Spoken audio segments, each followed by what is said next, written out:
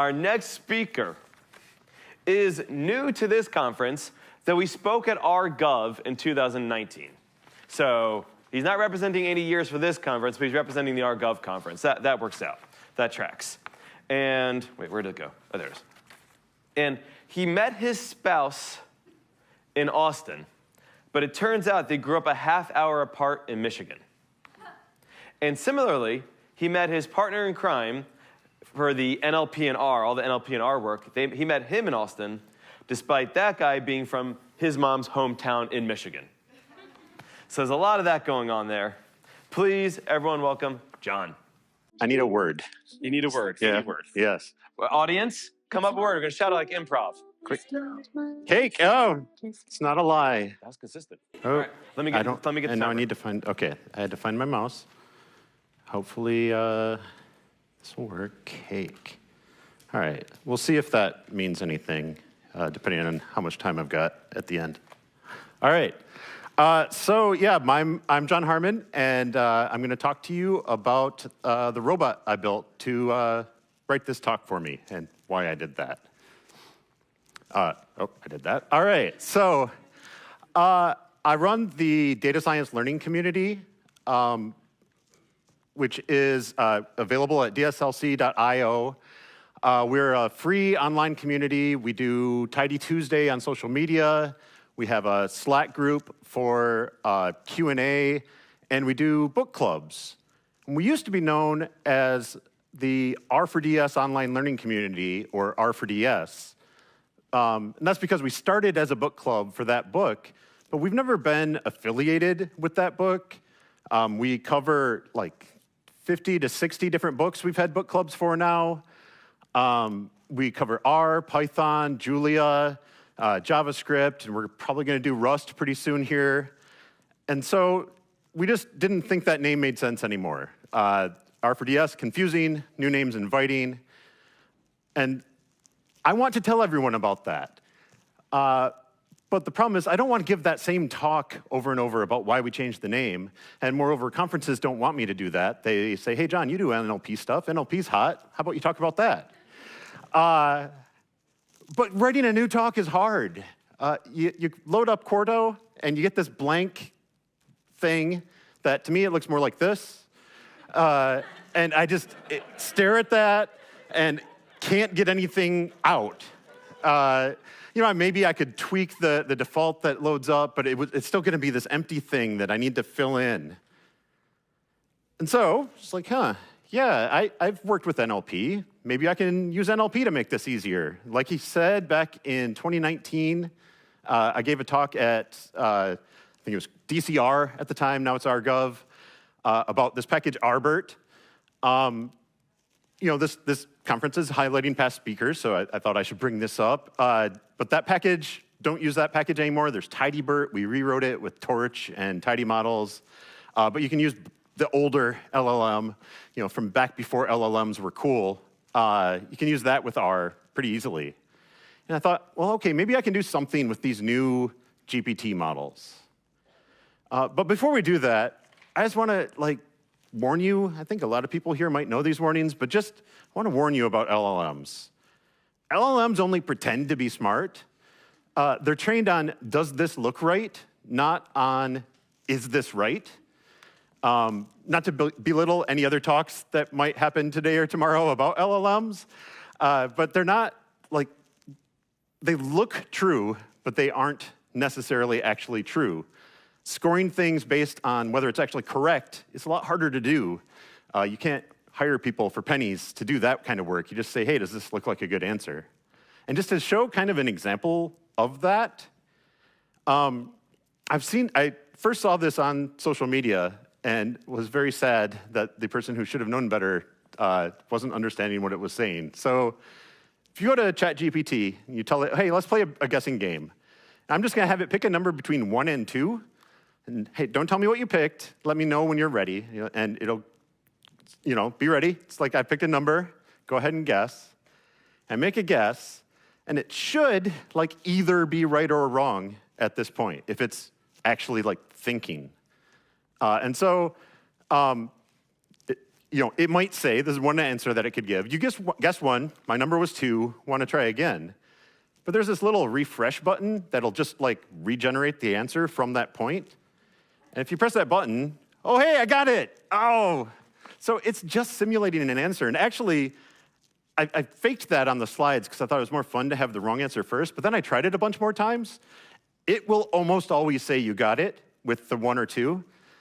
It's not 50% because that's what people upvote of, oh, I got it, yay. And so that's what it picks. It's just pretending to know things. And if you do a larger range, it just never says you're right because that's not what happens when people do larger ranges in the data that it has. And so it's not like statistically determining what should it say. It's just what do people say in these kinds of situations. Some more practical examples. I had it, we're going to see some stuff about this, like make an outline of a talk that takes 20 minutes, and it has little times in all the sections, and they add up to like 25 to 30 minutes. And so I'll say, no, it needs to add up to under 20 minutes or less. And it'll give another one that's like 23 minutes, and it says, okay, now it's under 20 minutes, because it doesn't actually know what it's saying. And often, it won't follow explicit instructions. So I have an example here of, tell it to, I did this with the API, create a comma-separated list of titles for the major sections of a conference talk titled Reintroducing the Data Science Learning Community. Because again, Data Science Learning Community, DSLC.io, that's what I'm actually here to talk about. And it does this, like, okay, that's a list of sections, but they're not comma-separated. It puts these new lines for the separations. And it will do this, even on the latest ones, over and over, because that's what a list of topics is supposed to look like. It's supposed to have new lines between, no matter what I said. Even if you'll get a lot of advice to just give it an example of what you want in your prompt. So if I say, for example, the result might be A, comma B, comma C, comma D, comma E, and it still doesn't give me new lines. Or sorry, it still does give me new lines, not a comma-separated list. I just wanted to show everyone, this is, though, my favorite technique with something like GPT. So you can gaslight the models. So these models are built for conversation, but you can also just give them a whole conversation at once.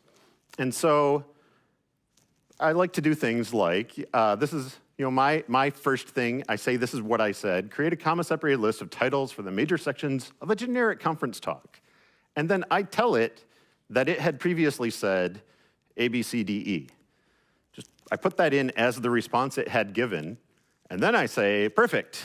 Now create a comma-separated list of titles for the major sections of a conference talk titled Reintroducing the Data Science Learning Community, because again, you can find us at dslc.io. And then I send that whole thing to the API, and it'll go, oh, okay, a comma-separated list. Now I know what that means. I have always known what that meant. I did that before, obviously.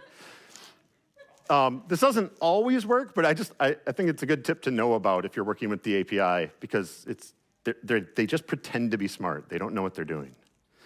And all that leads to my new package, robodeck, that I made primarily for this talk, but I've actually used it a few times, and I think I'm going to actually finish it now. The logo, by the way, was generated by OpenAI. I call this robot-in-the-loop authoring. So the GPTs are trained using reinforcement learning with human feedback. It's a form of human-in-the-loop machine learning. Well, I like robot-in-the-loop authoring, where it's an iterative process where you go back and forth with the with the model. It's continuous refinement for better output quality. And if those look like kind of generic bullets, that's because these are actually generated by robodeck, because the LLMs aren't that smart, but they give you something that you can then edit.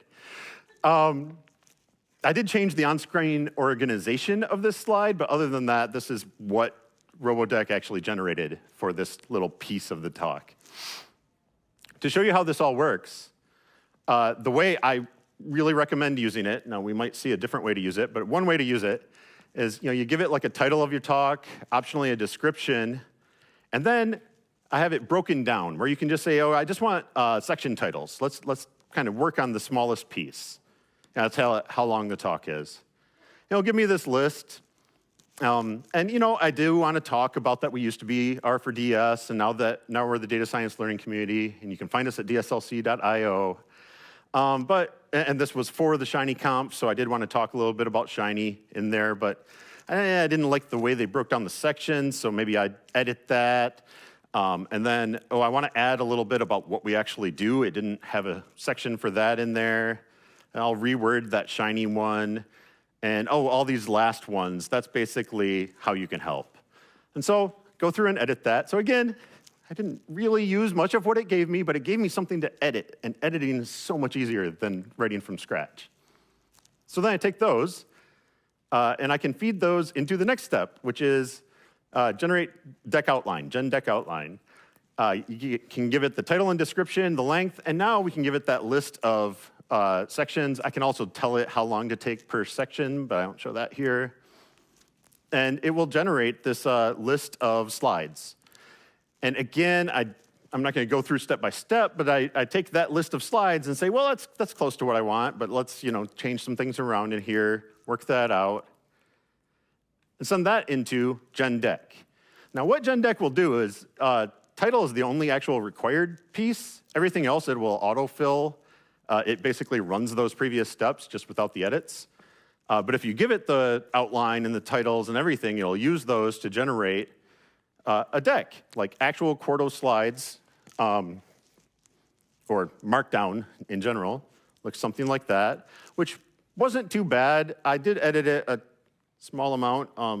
If you see the little bar, I don't know how well you can see that on the screen, but made some major changes to the deck, but it gave me a starting point, and that was the important part, that I had something that I could work from to make this nice fancy deck that I ended up presenting at ShinyConf. And by the way, that talk is available, or if you went to the conference, it's available on their platform, and it'll eventually be available on YouTube probably. If you can't find it there, you can go to dslc.video, which is one of the sites that is connected to DSLC, the Data Science Learning Community, and I have a version of the talk there. So I'm going to give a conclusion, and then we're going to look at something. But the key takeaways that I want to give you are, you can collaborate with robodeck for easier deck generation. Initially, I just did this to mess with Jared, really. Like, he likes to tell that story about Daniel finishing his talk backstage just as he was going to walk on stage. So I was like, well, what if I finish my talk on stage while I'm giving my talk? That'd be pretty ridiculous, and why would anyone ever do that? So it started like that, but I actually think I'm going to try to push this out onto CRAN because it has actually proven useful, despite it being pretty bad at the actual generation. I will say it does cost money to use the OpenAI API, but in developing this package where I've hit the API a ton, I've almost used $1 of credit so far. So it's not that much. You can actually, so there are options. You can tell it to use a better model, but in my experience, it doesn't actually do that much better with the slides because it doesn't know what you're talking about. So I just use the cheap model and then fill it in. Also, I want to make sure that everyone knows to join the Data Science Learning Community. It's completely free. We have a Slack group. You can find us on YouTube, dslc.video. I'm going to give you some links or some social media on the next tab, or next page. We have hours of videos. Find us at #TidyTuesday on Mastodon and LinkedIn. You can find me on GitHub at Jon the Geek, or you can find me on Mastodon mostly now, Jon the Geek at fossadon.org. We have DSLC and DSLC videos, DSLC vids on Fossadon. And then also I'm on LinkedIn /Jon the Geek. We have DSLC on LinkedIn, and then we separately have the videos. So if you want to get the announcements of all of our videos that we put out, that's where you can look. And again, maybe you could come to dslc.io and join our community.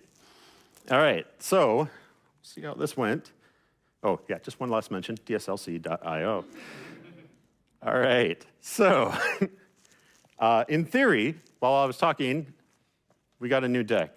And so I need to actually go here and see if it worked.